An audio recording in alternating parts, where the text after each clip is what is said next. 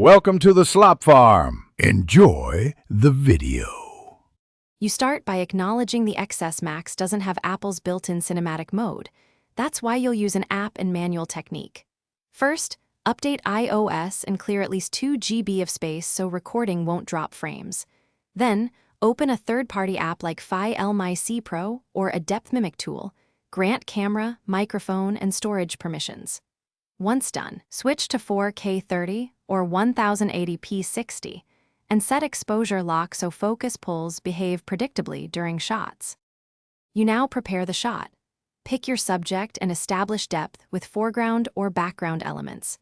Use manual focus controls in the app or tap and hold to lock focus, then add keyframes to animate focus shifts across the timeline.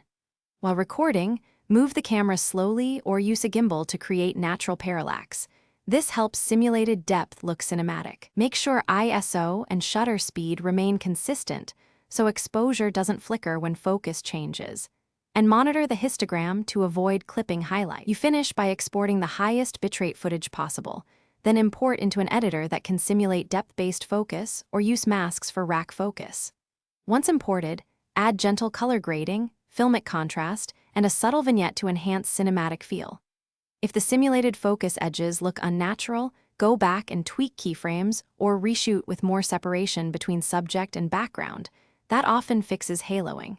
If problems persist, check stabilization and try a slightly slower shutter or alternate app settings. Thanks for watching. Consider subscribing if we helped you today.